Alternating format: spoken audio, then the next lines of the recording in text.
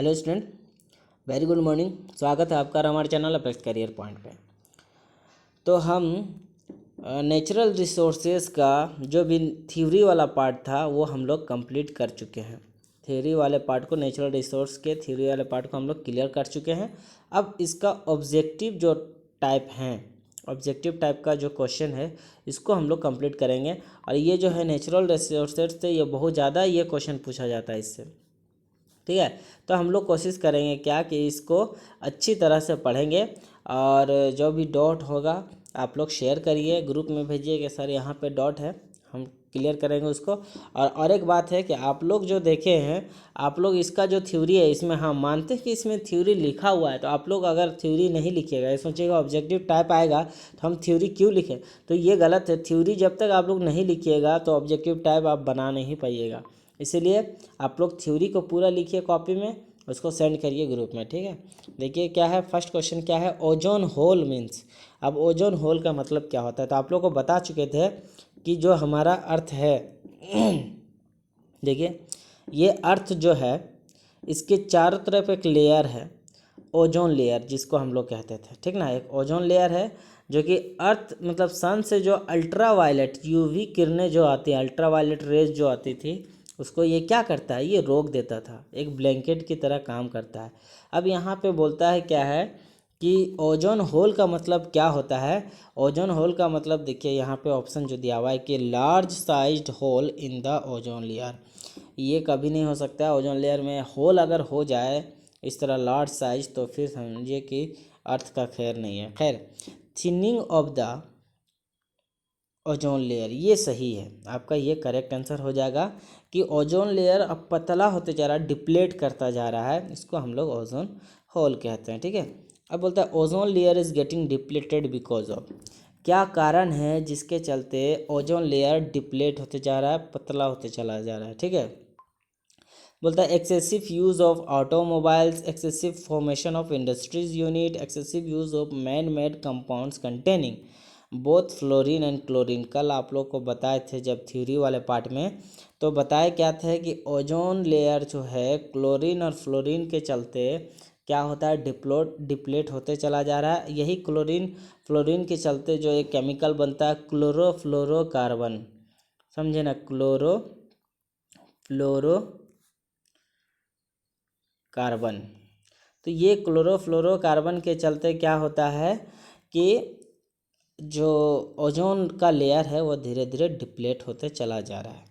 खैर, next question क्या कहा है कि oxygen is return to the atmosphere mainly bye.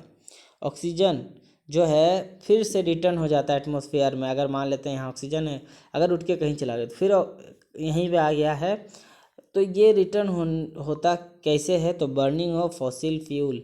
अगर फॉसिल फ्यूल यानी पहले वाले जो फॉसिल्स होते हैं उसको अगर हम जलाते हैं, जैसे क्या हो गया, कोल हो गया, पेट्रोलियम हो गया, ये सब फॉसिल फ्यूल कहलाते हैं।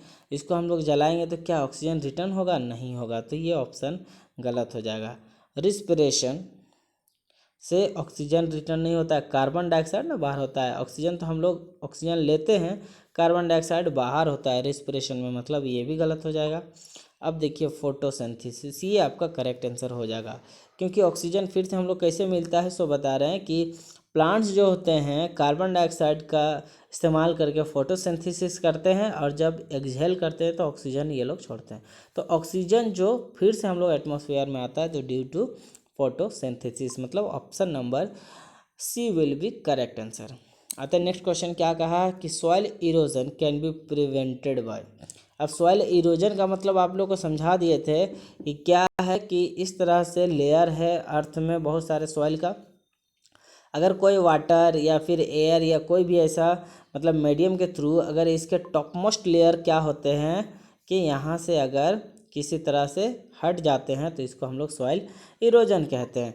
अब राइजिंग ऑफ फॉरेस्ट, तो ऐसा हो सकता है क्या कि फॉरेस्ट हम जितना ज़्यादा, जिसे मान लेते हैं कि इस तरह से बहुत सारा लेयर है और यहाँ पे हम लोग क्या लगा दिए, एक पौधा लगा दिए, यहाँ भी पौधा लगा दिए, यहाँ भी पौधा लगा दिए, इससे क्या हो रहा है कि पौधा लगाने से क्या सॉइल इरोजन तो रुक जा रहा है। तो देखिए क्वेश्चन क्या था, क्वेश्चन था soil erosion can be prevented bye, बात सही है। तो हम लोग रोक सकते हैं सॉइल इरोजन को बाय राइजिंग फॉरेस्ट। अगर हम लोग अगर जंगल लगाते हैं तो क्या होता है, पेड़ पौधे क्या करते हैं, मिट्टी को अपने में मतलब जम के पकड़े हुए रहते हैं, जिससे क्या होता है कि जो भी मतलब बारिश होए या फिर आंधी आए तो कभी भी ये मिट्टी उड़ के दूसरी जगह नहीं चला जाता है।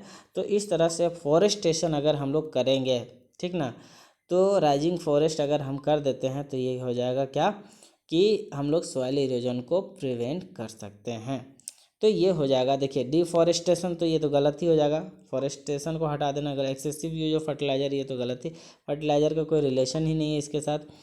Over over grazing by animals, मतलब एनिमल से बहुत ज़्यादा मतलब ओवर ग्रेजिंग मतलब जानवरों को बहुत ज़्यादा चरा देना, तो ये इससे भी तो नुकसान ही है, तो इसे प्रिवेंट नहीं कर सकते हैं सॉइल इरोजन का, मतलब option number A will be correct answer. Next पूछा है the two forms of oxygen found in the atmosphere are. तो ऑक्सीजन हम आप लोग को बता चुके थे कि अगर 2 मॉलिक्यूल रहा तो ऑक्सीजन कहते थे, 3 मॉलिक्यूल रहा तो उसको ओजोन कहते थे, ठीक ना। तो ये क्या हो गया, 2 फॉर्म, एक ऑक्सीजन का और एक ओजोन का। तो वाटर ओजोन नहीं, ऑक्सीजन ओजोन हो जाएगा, वाटर ऑक्सीजन नहीं, ये भी गलत हो जाएगा। ओजोन एंड ऑक्सीजन, देखिए ये जो हो जाएगा आपका करेक्ट आंसर, ओजोन के लिए O3 हो जाएगा, ऑक्सीजन के लिए O2 हो जाएगा, ठीक है। तो 2 फॉर्म में होते हैं ऑक्सीजन। अतः नेक्स्ट क्वेश्चन क्या कहा है कि which of the following is not a green house gases.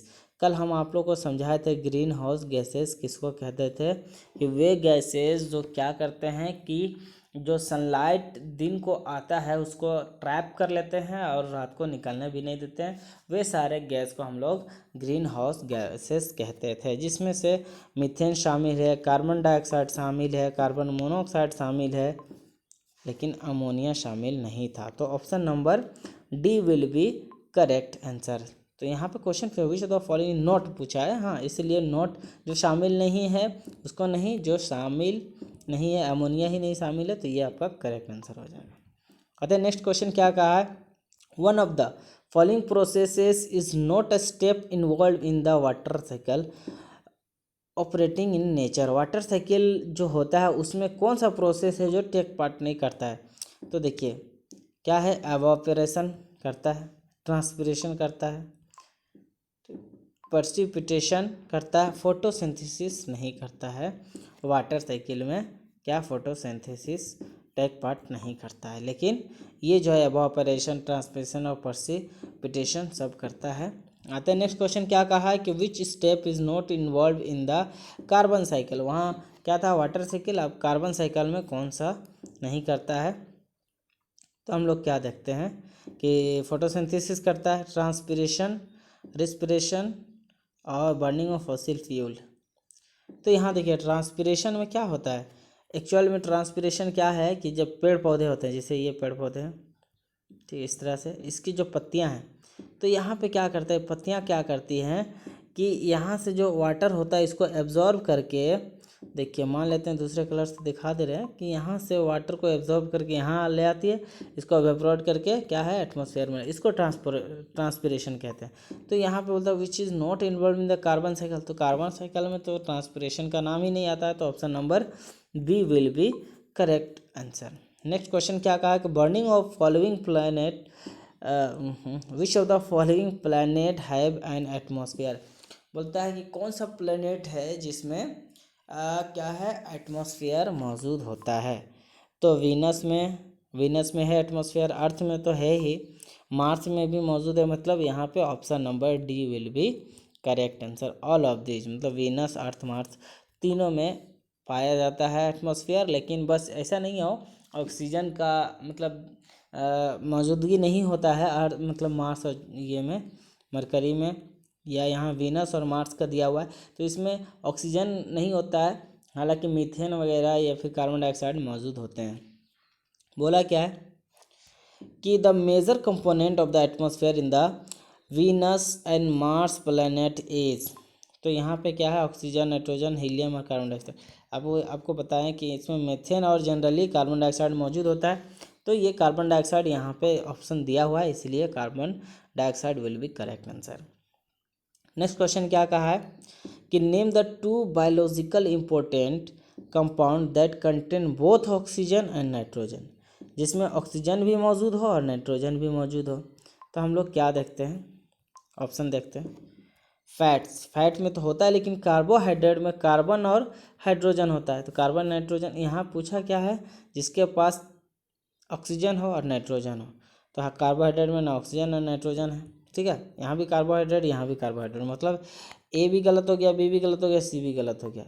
लेकिन ऑप्शन नंबर डी जो है, यहाँ प्रोटीन जो होता है, न्यूक्लिक एसिड जो होता है, ये दोनों में मौजूद होता है, इसलिए option number D will be correct answer.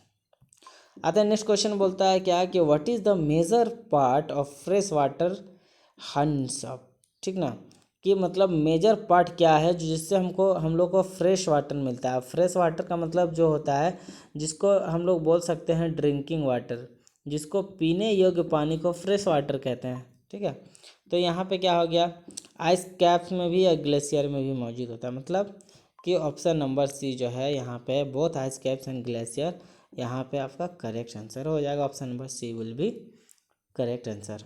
Next पूछा है, कह क्या रहा है कि rise in temperature of the water due to addition of hot water into it is known as. देखिए बात को कह रहा है, लोग कन्फ्यूज़न बहुत ज़्यादा हो जाता है किसी को, कि यहाँ पे बोलता है कि rise in temperature, only temperature का बात कर रहा है, इसमें पोल्यूशन नहीं, हार्मफुल सब्सटेंस अगर यहाँ पे अगर जुड़ जाता तो वो वाटर पोल्यूशन कहलाता है। लेकिन यहाँ पे कंसेप्ट है कि rise in temperature of the water, यानी सिर्फ टेम्परेचर बढ़ा due to addition of the hot water into it known as. तो इसको हम लोग क्या बोलेंगे, इसको हम लोग कहेंगे कि वाटर पोल्यूशन नहीं कहेंगे, थर्मल पोल्यूशन कहेंगे, थर्मल पोल्यूशन कहेंगे।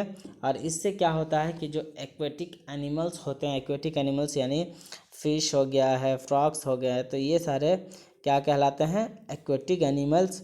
तो ये एक्वेटिक एनिमल्स में ये प्रॉब्लम करता है। खैर आते हैं नेक्स्ट क्वेश्चन, क्या कहा है, percentage of total water found as a fresh water is. तो इसका होता है जनरली एग्जैक्ट जो होता है 4.42 2.42 होता है, 2.42 होता है इसका परसेंटेज, एक्चुअल परसेंटेज है यह फ्रेश वाटर का। लेकिन यहाँ पे 42 की जगह अगर 5 लिख दिया है तो option number A will be correct answer. यहाँ पे देखिए सब ज़्यादा ही लिखा हुआ है, तो ये हो जाएगा 2.42, यानी कि 2.5%, लगभग 2.5% मौजूद है फ्रेश वाटर पूरे अर्थ में। नेक्स्ट क्वेश्चन क्या है, विच of the following has the smallest soil particle. Soil particle का सबसे स्मॉलेस्ट पार्टिकल किसमें मौजूद होता है। तो हम लोग देखते क्या है कि क्ले जो है, मिट्टी जिसको हम लोग, सॉइल तो है ही, क्ले एकदम छोटा पार्टिकल्स मौजूद होता है, ठीक है। तो इसको हम लोग क्ले विल भी करेक्ट आंसर कह सकते हैं। बोला क्या है कि the kind of the soil water most useful to planet is, plants. तो बोलता है सॉइल वाटर का किस काइंड में क्या होता है जो कि यूजफुल होता है प्लांट्स के लिए, ठीक है।